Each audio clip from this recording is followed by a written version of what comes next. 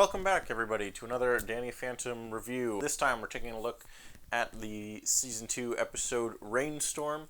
This one is a two-parter. It's a big ol' episode, so let's get into it. Yeah, this is the show's first two-parter, and it succeeds in feeling big and epic and important. It feels kind of like a season finale. It's one of those weird things where in any other show, this probably would be the season 1 finale or something like that. But the pacing of Danny Phantom is a little bit weird.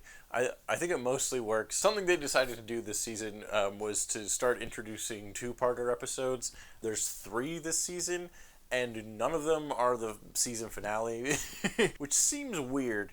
But at the same time, we get a lot of fun episodes out of it, and so I'm not going to complain too much. And that's the other thing about this show that I really like. A lot of action cartoons, especially ones targeted towards kids, almost every episode will be filler, and then maybe something kind of exciting will happen in the season finale.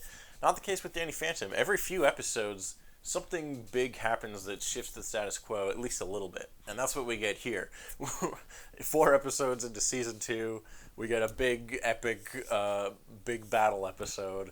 And it's really fun. So the plot of this one, Vlad is traveling the ghost zone, and he uses the skeleton key to unlock this sarcophagus that's holding the Ghost King. Nice little touch if you remember the last time we saw Vlad, he was in the ghost zone looking for the skeleton key, and so we pick up that story right where we left it. Vlad now has a skeleton key, a magic ghost key that can unlock any door in the ghost zone or something like that, and he uses it to unlock this evil ghost who's the most powerful ghost we've ever seen before.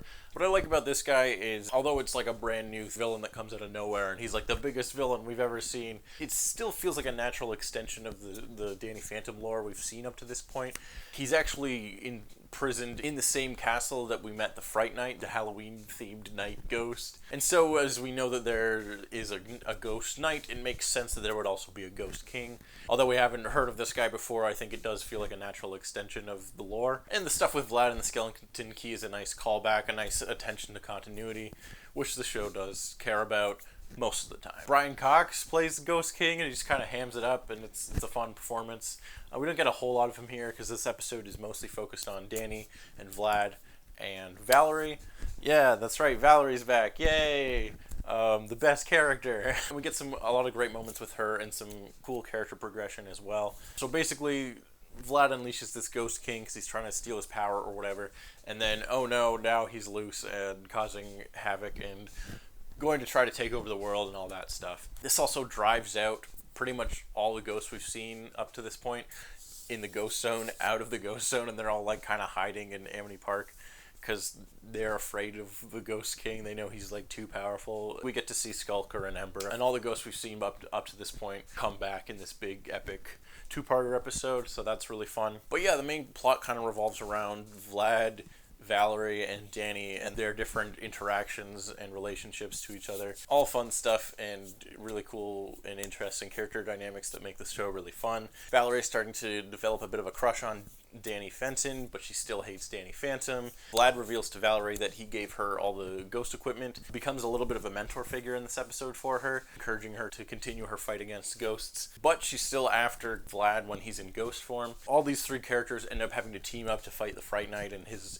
army of skeleton ghosts, because even though they all are kind of enemies, they realize that they do have to work together in order to fight this bigger, badder threat. And that's one of the things I really like about this series is whenever they bring back some of their villains, they don't just bring them back for no reason. There's always either a new, unique way that they're using them, or they're teaming up with Danny in order to fight a bigger threat. And I think that's a really fun way to use all these fun and colorful characters. Towards the end of the episode, Danny steals the new gadget that his parents are working on. I believe it's called the Ectoskeleton, which is this big like mech suit thing that like taps into your nervous system or whatever, and he uses that in order to save the day and defeat the Ghost King. I think this works for 2 reasons. One, it's a fun extra big power-up mode. So many great opportunities for like action figures in this series, and unfortunately they never really got around to making a lot of action figures for this show, which is too bad because it's like This episode is like the perfect example of like why that would be fun. But it's not just like an extra power up and Danny gets to be like even more powerful than ever.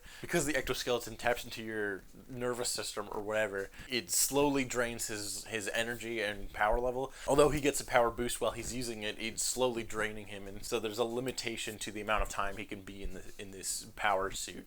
So it's not just like he becomes super ultra powerful. He still has a limited time that he has to use wisely in order to defeat the villain. Good use of power levels. On top of that, in that sequence, we also get some really key moments. Danny finally manages to cement his reputation as good hero ghost that is no longer known by the media as Invisible, but Danny Phantom. He finally gets them to call him by that name because the whole town is under threat, and everyone gets to basically see him save the day. The majority of people now consider him a hero, which is good news for Danny. We also get to see Danny use the like copy ability that we've seen Vlad use multiple times. Danny uses it for the first time here, which is cool. Again, showing that over the course of the series, he's growing in power level and abilities. And yeah, he gets to save the day and be a hero in this big epic finale-esque two-parter. Just like really cool stuff with a lot of great character moments. They set some stuff up at the end of this episode, most of which comes back later on, but not all of it. Valerie now having a bit of a crush on Danny, that comes back. That's part of the new status quo. Obviously, Danny is now cemented as most people know him as Danny Phantom, and agree that he's on the side of good. Vlad ends up stealing the Ectoskeleton at the end of the episode, which I believe comes back later on. There's also this hint that he's teamed up with the Fright Knight, and I don't remember if that ever comes back, but I guess we'll see later on. And then some just like random stuff that I found interesting. When they show the origins of the Ghost King, they talk about how he's one of the oldest, most evil ghosts in all the Ghost Zone. But then there was this like order of these ancient like hooded ghosts that sealed him away in this sarcophagus or whatever. And like, who are these guys? I don't think they ever come back, at least not from what my memory. Or maybe they do.